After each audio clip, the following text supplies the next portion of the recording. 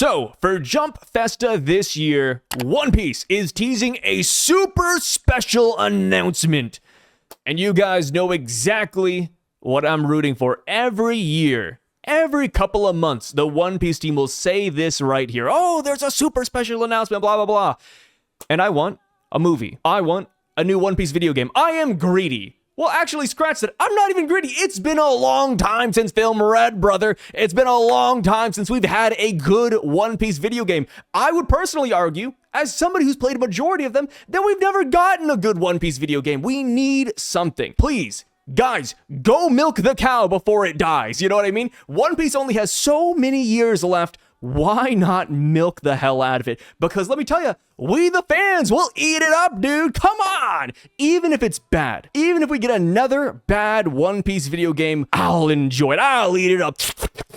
Please, Oda, give us something. But yeah, just wanted to drop that info right there. December 21st, 22nd, 23rd, there will be another Jump Festa. Like always, at the end of every year. And with it, we will get some major anime-manga announcements. I am looking forward to it. Of course, because One Piece does this so often, I don't have my hopes set that high because last time they did this and they were like, hey guys, a new game is coming, blah, blah. It was just One Piece TCG. Oh, it's a One Piece TCG collab. Okay, awesome. Thank you. Thank you, guys. Hey guys, big announcement. One Piece has a new mobile app where you can AI generate yourself as a bounty poster. Kind of cool, but still not exactly what everybody wanted, right? One Piece and their announcements, man, I set the bar super low. I know what I want. Will we ever get it? Hopefully. But yeah, let me know what you guys think about that super special announcement down below. Today, moving on with the video, we're here to go through the comment section for chapter 1168 and see what the hell everybody's talking about. Kind of funny, you know, going back to 1168, it's been about a week now since it released, and it feels like it's been longer. You know, I was thinking about it, like, okay, I'm gonna hit record, we'll go into the comment section, but before I did that, I scratched my head. I was like, wait, 1168? What the hell happened? So that is why I love to do these videos, just to refresh my mind. And of course, I bet some of you guys feel the exact same way. So getting right into the mix, no more stalling now. We got the top comment right here. And this is in reference to when I said that, oh, you know, Harald didn't bring any doctors to Elbaf. And we threw out a bunch of doctors out there. Hiruluk was one of them. And this first comment says, people seem to forget that Hiruluk actually sucked as a doctor. Here's the thing. He was a quack doctor, but he wasn't a bad doctor. He was just unethical, right? He's the type of doctor who'd shoot you in the foot and then treat your arm. But the thing is that it would work. So yes, he wasn't the best, but he wasn't the worst. Actually, let me sit on that for a second. The worst doctor in One Piece, would it actually be Hiruluk? Wait a minute, wait. There's not a lot of doctors in this series. Chopper, Kureha, Hiruluk. I would count the entire Mads team and they're just like on a different level. Crocus is one of them. And we haven't seen any Crocus feats, only Crocus L's, but he was a part of the Pirate King's crew, so I think he gets a decent tax out of that. Ooh, Hiruluk might actually be the worst doctor. Yeah, the worst named doctor. Damn, am I forgetting anybody? Oh, here we go. No, I was about to say the girl from the mink tribe, the deer that Chopper likes, but she might actually be better than Hiruluk because she has mink medicine. Damn it, Hiruluk. I'm so sorry, brother. I'm trying to swing out for him, but I do think he might be the worst. So anyways, going on. That's a crazy tangent. I see Harald the same way I see Ace. I feel bad for how his death happens, but a lot of his choices put him in that position. That is true. That is very true. For Harald, I will say, he's at least working for the greater good, for what he thinks is best. Ace, on the other hand, just didn't want to take any disrespect when it came to Whitebeard. So kind of different, but yeah, you're right. Their choices did put them in these awful positions. It's kind of tragic that Harald ripped his horns off as a sign of leaving behind the evil ways of the giants, to then receive a tattoo with horns that represents evil. Yeah, kind of ironic, huh? And I do wonder, they look like horns right now on the, you know, Abyss tier 2 mark, but what does the tier 3 mark look like? Like when we get that tier 3 upgrade, will it still look like horns, or will it evolve into something more ominous? Or will there be another set of horns that are simply upside down on the other end? I do wonder. Shanks out there looking for that lawyer know me to read the fine print of that contract. Yeah, he must have known. I 1000% think that Shanks knew that when you become a God Knight, you can no longer disobey Imu. Maybe he saw it firsthand. maybe Shamrock wanted to do something with Shanks, and then Imu simply pulled him back saying, no, Shamrock, don't go to the lower world with your brother. You can't go down there. That's where the filth lives. Or, ooh, Shamrock, you must do a mission for me. And Shamrock's like, no, Imu, I want to hang out with my brother. Yeah. I wonder how he found out. Or maybe, you know, in a less extreme method, maybe Shamrock just simply told Shanks what's up. You know, I do think there will be a lot of brotherly love there, despite us not seeing a lot of their interaction yet. This says, yo, I got the top 1% of viewers for both your YouTube and your OnlyFans. Keep up the great work, bro. We appreciate you. Funny enough, I saw this comment when it first dropped. I thought it was hilarious. Because believe it or not, guys, sorry to disappoint, I don't have an OnlyFans. But then I realized it spilled into like a grand debate down here. Like, wait, OnlyFans? What's going on here? So I'm gonna go and rip the band-aid off now. No OnlyFans. When I think about me doing any explicit content in the future, I can't really imagine it. It's like, I don't know if I want to be out there in that kind of way. Like, even thinking back on my life right now, even when times were tough, I never turned to OnlyFans. Granted, for a guy, it's a lot harder, but it's like, nah, it just worked, man. I just kind of worked. I mean, even now I'm still working, and it's like, dang. It's always so fascinating seeing people try OnlyFans because only a handful of people actually find success in it. And I knew a lot of people, you know, back in college, they tried OnlyFans, and then they made maybe like 20 bucks a month, and now they got their nudes online, and it's like, oh, damn, now they're quitting, and it's like, yeah. It's one of those things where it seems good, right? It sounds good. Oh, you just post some sex online, you'll make thousands. Like, you know, who's like the #1 OnlyFans person right now? I heard something ridiculous. Like, she makes 10 million a month off of OnlyFans, and she doesn't really post a lot either. And it's like, dude, because we have such a handful of people that make so much money, it glamorizes the profession. And now a lot of people who think that they'll make it, they hop in and then they instantly regret it pretty shortly afterwards. Or at least that's what I've seen. You know, maybe you guys have different stories about OnlyFans, but yeah, it's one of those things. Like, the grass is greener, man. Well, it's not even the grass is greener. It's just like you can't touch the grass. You know, the grass is very far away, guys. I think that's a better way to put it. I think Rox was meant to be the second part of the Harald duo, but it never worked out. Oh, that's so sad. Damn. Yeah, so this comment is in reference to me talking about how giants often come in pairs. Dory, Brogy, Oimo, Kashi, Jarl, Yorl, Hiruluk, Loki. Harald doesn't have a partner, but I guess it really could have just been Rox. And hey, Rox was clashing equally with Harald, so I do think that is a pretty good catch. Gunkko must have been special in my opinion. So already, I'm just gonna say right here, context of this comment is that I was talking about Gunkko being immortal in the same sense as the Gorosei, where she doesn't seem to age. But the other God Knights like Garling and Sommers, they have been aging. So Gunkko must be special. When she was in the flower room with Imu and Zebek, she was a blade of God, shallow contract, even though these are not allowed. Knowledge. Oh, you're so right. Wait, why did I not think about that? No, you're absolutely cooking, brother. Yeah, I forgot about that. The Gorosei said, hey, Harald, we'll tell you about God when you become a God Knight. Yet Gunkko, she was only a devoted blade of God, and she was up there with Imu in their personal headquarters, which I will say this, quick distinction, but at that point in time, that was before God Valley. So during this scene right here, we don't even know if she was a devoted blade of God. We heard about the Blade of God title during God Valley, but Rox went there years prior. So who knows? Maybe she was still a normie at that point. Interesting. I'm 35 and live in my grandma's basement. I haven't seen light since '03. I was planning on leaving this dump and start getting my life back together until I saw this video. This changes everything. Yeah, get back in the basement. Yeah, that's right. Don't leave.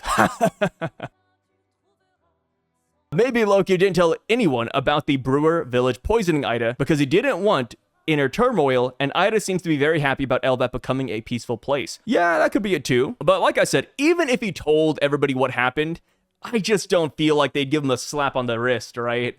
I feel like they still might put him in jail. I mean, he might have held his tongue before Ida, though. Like, maybe Ida would frown or cry, and Loki's like, yeah, let me just, not say anything. I like this mindset. Hey, Sai, I would like to suggest, if you want to try, that you should make it a holy trend, where every video of yours starting from now, whenever someone tagged you, where you are on their top 1% most viewed channels, make this a form of special Deathfruit intro ritual to commemorate Harald and Rox's dignity.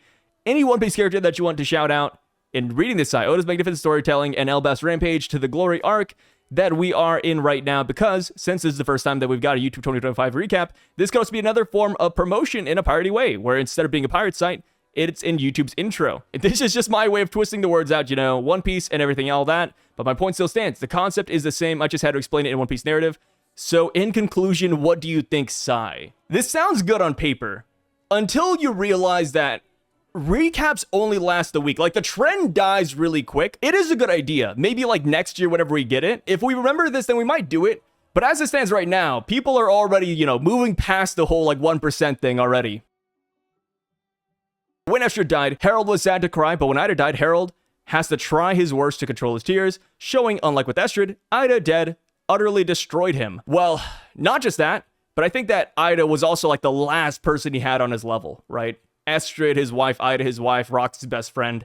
Now he just has his kids, which his kids are a lot, but that was essentially his last like form of support. Estrad died alone and angry, cursing a baby who did nothing. Ida died smiling with loved ones surrounding her. A final note to the coffin is that the cursed child of Estrad avenged Ida. Loki being imprisoned while his mother figure was dying mirrors what was portrayed in the movie Thor: The Dark World, where Loki was in jail when he learns that Frigga, his stepmom, was killed and he didn't take it too well. Just something I noticed. Crazy Ida was even telling him, I'm glad you changed, but keep that warrior pride though and cherish the giant culture still. That warrior pride and culture is what kept them safe for centuries. What are your thoughts on that? So first up, I agree with all this right here. As far as this last part, yeah, I mean, it's not even the warriors' pride and culture that kept them safe. It's just them learning basic self-defense that kept them safe. Like, that's the thing. Harald wanting to neuter the giants outright is absurd. He went from 100 to 0. It makes no sense. At this point, it's not even about warriors' pride. He just has to teach the kids how to fight. Like, it is a basic thing in the world of One Piece. You know, like, there's pirates out there, man. There's pirates out there. There's thugs out there, bounty hunters, mountain bandits, bad marines. Like, there's people out there who would want to fight and take over your country. You know, like, hell, if a Doflamingo comes over here. So, like, the whole thing about wanting to get rid of the warrior stuff, that is just crazy. So, yeah, the whole Ida thing telling him to, you know, cherish the giant culture, you know, keep the warrior's pride. It's too little too late. You know, Harald at this point has already double, tripled down. Ida should have told him this a lot sooner. Like, literally when they first met. Like, hey, Harald, I love that we're making peace with so many places, but don't forget to train, brother. Hey, Harald, don't forget how to swing that sword just in case a bad guy shows up. This says, I can see Loki playing the Sasuke role, kind of like the Shadow Hokage of Elbaf, out traveling, atoning for his sins, but still out fulfilling kingly duties in a way. This is good. I like that. Yeah, because, you know, my thing was that Loki and Hiruluk, if they became kings together, I think that'd be a great balance for Elbaf. Of course, if Loki tames himself a little bit more than he is currently. And yeah, maybe Hiruluk does stick in Elbaf and Loki's out there fighting Elbaf's wars or, you know, doing the Shadow Hokage duties. That'd be pretty cool. No, I do like that. And it would give Loki something to do by the end of the series, you know. I doubt he's going to actually destroy the world, take over the world outside of being Imu. So it's like, yeah, maybe he just goes back home and he does help rebuild Elbaf with his brother. So this says, Kid Agenda has arrived. Bring Kid back. Dude, one day, you know, people easily dismiss Kid, and I get it, right? Is he everybody's favorite character? No, not by a long shot. But he is important. You know, we can't just forget about him. Law, they're gonna come back at some point. So yeah, it's just a matter of how and how relevant he will be. I will say, because Elbaf is currently being attacked by God Knights, Kid and his importance is massive because he is a confirmed Conqueror's Haki user. Of course, we have not seen it. We have not seen advanced Conquerors or anything at all from him, but he has it, as stated by Kaido. So I really hope that he comes back soon and he really shows us what for. This one says, before I even watched this video, 3 of your channels popped up in my top 5 for YouTube Wrapped. And not only that, but it says I'm the top 2% of your viewers. This year, Sai, you've become a big part of my life. I appreciate it, man. That means a lot, dude. Like I said, you know, when I'm not doing these videos and working, I do consume a lot of YouTube. And because of that, that's one of the main reasons why I wanted to start this channel in the first place. I love just hearing people talk about things that I like. And I was like, yeah, maybe I can do that for other people. And here we go. You know, it's come full circle and that makes me happy. Even if I'm just background noise, that is what I want to be. I want to be background noise. You guys don't even have to pay attention to what I'm saying. it's just having me in the background. It's like, okay, that's a big W, man. That is a big effing W. And like I said, don't want to get too cheesy, but wouldn't be here today if it wasn't for y'all. This one says, I'm rewatching Dressrosa and Doflamingo doing the Parasite String is the exact same power as Imu's Domi Reversi, making you act against your will, and the citizens are calling out for someone to kill or stop them. Sugar's Contract and Imu's Covenant are literally the same thing as well, minus the power-up you have to obey every single command from both. Oda clearly loves to bring similar powers back into the story, and I can't help but notice that the only person who has similar powers was a fallen celestial dragon. Yep, pulling the strings from the background to make their utopia. Just some noticeable coincidences between the two arcs, yeah? I mean, you gotta remember, at the end of the day, Doflamingo is a celestial dragon, a fallen celestial dragon. And Doflamingo does know about the treasure of Marie's Raw, whatever that is. We still do not know yet. So if Doflamingo knew about the God Knights, knew about Imu even, I think it all makes sense. You know, he's just wanting to recreate what he saw in Dressrosa. This says, Imu hit Harald with the Sharingan. It does kind of look like that, right? We got like the hypnotic waves with the Imu. It definitely does. 100%, I'd recommend Elbaf kids to hit the pen. Finally, bro, where were you? Hey, wait. Chapter drops midday Thursday, and I'll usually post it Friday morning or Thursday night, but typically Friday morning. Sometimes when the chapter drops, I'm like not home, I'm at work. And then by the time I get home, it's around 1 a.m. And it's like, okay, do I record at 1 a.m. and then release the video at 5? Or do I record at 1 a.m. and then just release the video like the next day morning? And I usually hop for the latter on that one. This says, Harald tearing his horns off is definitely a foreshadow of rejecting Imu. I could see that. You know, you could twist this so many different ways. Yeah, I think this is a pretty fine way to view it. Now, it makes sense how Loki knew how to use the power Gaban is talking about. He used Conqueror's Haki to kill his father, who had become a knight and maybe even Domied, which I guess is a given, yeah. And it's interesting too, you know, Loki said, oh, now that you put it into words, Gaban, I know exactly how to do it. And it's like, dang, really? So it makes me wonder, like, during this fight, he might have just hit his father so many times, and it just eventually worked, but he didn't know it was the Conqueror's Haki that did it. So I guess Gaban saying that current day in Elbaf was like, okay, that's it. I got you now. I could see them changing the way Elbaf was spelled after trying to change their old ways. It makes them seem more learned to use an alternate way to imitate the F sound. This is a tough one because I don't know if this is like an inverse, like, oh yeah, they literally changed the entire way the country is spelled from F to PH, or if this is just a translation thing. Maybe Oda and his team wanted to go with the F, but they went with PH by accident, or maybe somebody else did the PH and now Oda's going back to F, or maybe somebody did the F and Oda's like, whoa, that's PH. And of course, that in this chapter was one of the panels that wasn't completely finished too. So there's a lot of ways to look at this. You know, there could be an inverse explanation like you're referring to here, or it could be a simple mistake. And we have seen mistakes like that in One Piece before. You know, obviously if you read the Viz translations and you only read the Viz, and then you go over to other translations and, you know, Japanese breakdowns, it's like completely different. You know, things like that happen.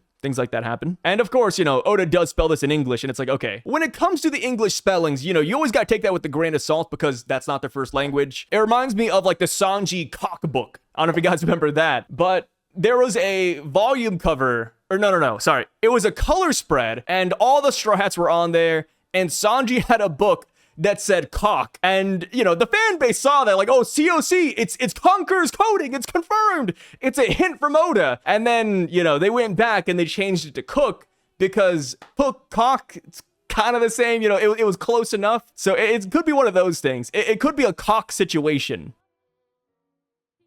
This says, awesome detail of Imu's throne being taller than Harald, an ancient giant. Yes, I saw this right here and I thought that was freaking awesome. The empty throne just being a little bit taller than the tallest race in the world. Amazing. It is so that Imu never has to look up at anybody. He's always just looking down at the populace. I think that is an amazing detail. Damn, I never thought that Oda would make snow depressing. Oh, dude, you can make everything depressing. You can make everything depressing. I mean, Chainsaw Man made going to school depressing. Pools depressing. Oda making snow and rain depressing? That's par for the course, brother. These mangakas are different beasts. It's not too surprising that Rox didn't tell Harald about Imu because he didn't even tell his crew. Yes and no. No, because Rox views Harald in a different light than his crew, right? Rox's crew didn't even know he was a Davy clansman, and they didn't know that he had a wife and son, and that they were at God Valley. He told Harald that, though. He literally took Harald to the side, had some sake with him, and said, hey, buddy, my real name is Davy D. Zabek, right? Like, the crew didn't know that. Harald is up here. Rox's crew, they're down here. And the reason I would feel like Rox would tell Harald is because of that bond right there. And Rox did tell Eris about Imu. So him telling Harald, I don't think that'd be too crazy, but that's just me. That's just me.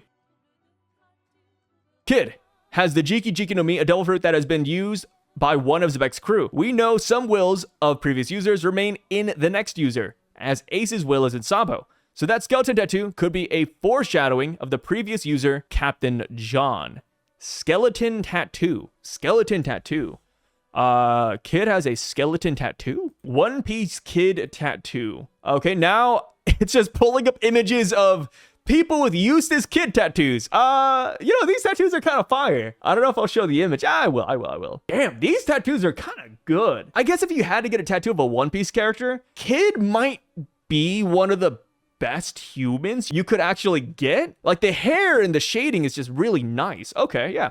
Anyways, Kid, One Piece, let's see. Does he have a skull tattoo? I don't think he does. I'm looking at like all these images of Kid. He doesn't have a skull tattoo, brother. I don't know what you're referring to. Skull tattoo. I'm like doing my due diligence. Okay, pre-time skip, post-time skip.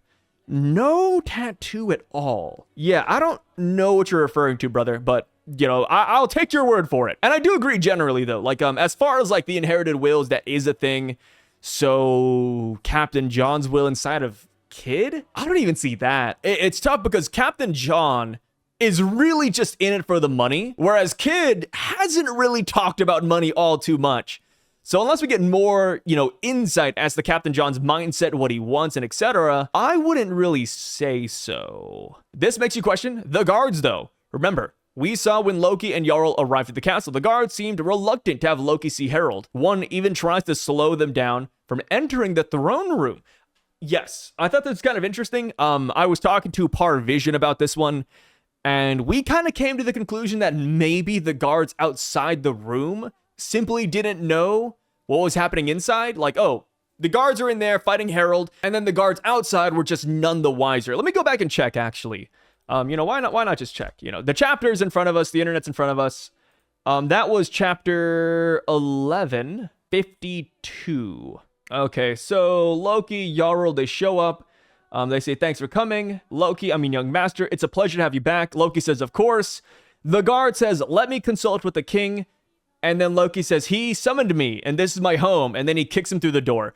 I wouldn't say the guards were reluctant. Now that I think about it, the guards weren't really reluctant. They simply wanted to open the door and say, hey, Harald, is it time for Loki to come inside? And then Loki, not wanting to wait a single second, kicked him. So I wouldn't say that the guards were reluctant at all.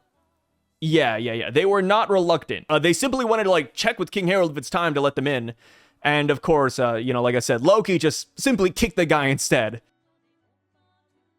This says, hey, that's me again. Thanks for all the fun. Love you, brother. The recap thing for YouTube is brilliant. It is. First time they've ever done it. I hope they do it more. I think it's really interesting seeing, who you watch the most, how many hours you put into a certain type of video or playlist. And also, YouTube had a thing where it checks your trends. Like, oh, in the beginning of the year, you were looking this up a lot. And then mid-year, this. And then at the end of the year, this. I thought that was so brilliant, man. This says, out of the 1,024 channels I saw this year, you are my top 1 and top 3. Thank you for all the content. Thank you for being here, brother. I appreciate it, man. I think Loki might be able to say the unsaid things to Ida thanks to the venturing into the heaven layer to commute with her ghost. We don't know what's in the heaven layer yet. You're assuming it's going to be like a Afterlife kind of thing. You go up there and you see ghosts. I think that would be kind of cool. Reminds me of Frieren. The main plot point of Frieren is that they want to go to heaven, which is an island, and there they can commute with dead people. I do think it would be awesome if One Piece had that. I don't think it's going to be the heaven realm because I just feel like that's too soon. Well, I don't know. Maybe. But either way, I think it would be fun to have Luffy conversate with Gold Roger one time. It doesn't have to be anything grandiose, just a small conversation between Luffy and Roger, Luffy, Joy Boy, Luffy and Ace, maybe, because that would be nice, right? Luffy meeting Ace again, but just for 1 minute. We have to nerf it, so it's not broken or oh, it's just, if you want to see Ace, just go over here. They need to nerf it. But I do like the idea of seeing dead characters one last time and just saying goodbye, saying parting words. Like, imagine Nami Belmare, Zoro Kuina after he becomes the world's strongest swordsman. So many great scenes could come out of that. A lot of people might think it's cheesy, and I think that's fair. So I do want to pass the question on to you guys. If there was a place where you can meet a dead person for a limited amount of time in the world of One Piece, would you want that to exist? Yes or no? This is, hey, I made it into the collage. Love your videos. You always have fun with them. And that's what I'm here for, brother. I appreciate it, man. Loki is just like Garo from One Punch Man. Gar from One Punch Man, Loki. Sort of. In the sense that he wants to fight pretty much everybody and he's not on anybody's side. I agree with that. But Loki does want to become a monster, though. He's just trying to live life, and the eyes put him at a detriment. I'm kind of wondering if maybe the reason Saturn died was from Imu taking his eternal youth away, and since he was 200 plus years old, he just croaked instead of being able to murder anyone with the contact. Yep, this could happen too. This is why when people think about Gunkko, like, okay, if Imu ever severs Gunkko's connection, she's probably going to turn into an old woman, which is the fairy tale Utier effect, which is really sad. I hate that they did that in Fairy Tail, but, maybe that's it. What if Loki is the only one who can see through the blob of Imu? Oh, that is a good... Wait. So I am of the mindset that Imu does have a real form. I'll throw that poll up later, but I do think that Imu has a face underneath the blob of darkness. Maybe Loki's eyes can actually see through it. That'd be so fire. Wait, no, that's good. That's good. Damn, get his ass in the heaven realm, dude. Or sorry, not heaven realm, sun realm. It's weird. We have the underworld, sun world, and then heaven. It's like, okay, I feel like we're missing a couple there. Where did you get such high quality images? You gotta pay somebody for it, man. And let me tell you, they cost a arm and a leg. We haven't seen Gunkko's whole face, so there's a chance that she's aged. And we don't know because we can't see the signs of aging. I don't know about this one. I actually held a poll on it.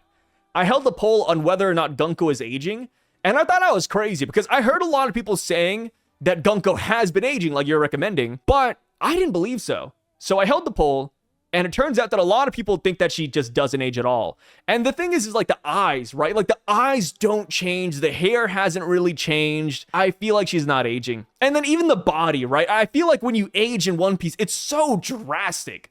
We've seen like Big Mom, we've seen Stussy. I mean, even Shaki, like you can see like in her face, she looks older. Like even with just the eyes, and it's like, dang, I feel like she's not aging. I feel like she is special. And going back up to that top comment, right? Talking about how she was in Imu's room and knew about Imu before becoming a God Knight. She's different. For some reason, Gunkko is on a different tier than all the other God Knights.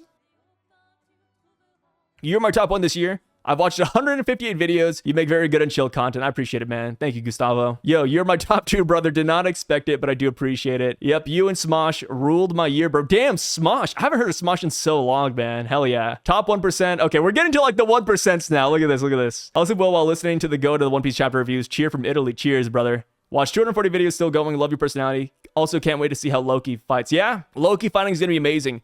And I'm so torn on it. Like, I don't know if Loki has a devil fruit or not. Like, it could be more like Loki bad propaganda that we got at the beginning of Elbaf, but I want him to have Devil Fruit just because I think Devil Fruit fights are always so fascinating. But hey, even if he doesn't have one, Ragnar is cool. The eyes might actually have a power, so we will see.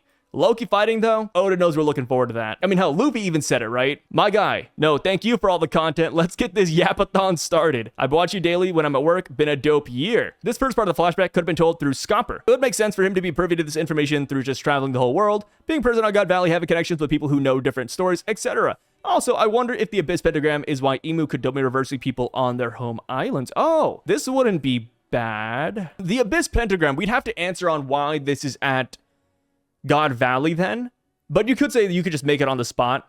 But yeah, I like that. Overall, like the Scopper thing, I don't think Scopper's like jumping in before Loki and telling this story to the Straw Hats, mainly because Harald did give the 3-minute stipulation, and they were really just curious about the day King Harald died. Like, imagine saying, hey, how did King Harald die, Loki?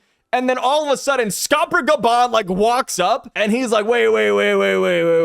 Let me tell you about King Harald's youth, God Valley, and Roxy Zebek. We'd be like, okay, well, Scopper, this is awesome, but we gotta go, brother. We're not here for this. So while this could be the case, I don't think it is. We've seen in One Piece that we, the audience, have gotten flashbacks that the Straw Hats haven't. A prime one would simply be Skypiea with Nolan and Calgara. Like, that wasn't told to any Straw Hat. It was simply, boom, here's a flashback, let's move on. I think it's the exact same way, and the way the narrator worded the end of 1168, it did make it sound like, okay, this is where Loki's story actually starts. This is where the flashback truly begins. But that's just my takeaway. But anyways, guys, thank you so much for being here. I really freaking appreciate it as per usual. Spending your time here, it really means a lot. And that's pretty much it. If you have the time, please check out my channels here on the side over at Psyduck, SYVDUCK. I also stream under that username over on Twitch every other night, super late. You know, I get off work and here I am, 4 a.m. streams for like an hour or two. And then I also have another YouTube channel called Somnus Reacts where I react to anime, mainly One Punch Man, One Piece, and pretty much any other thing that I enjoy. That's it. I'll catch y'all later. Peace out and stay safe, brothers.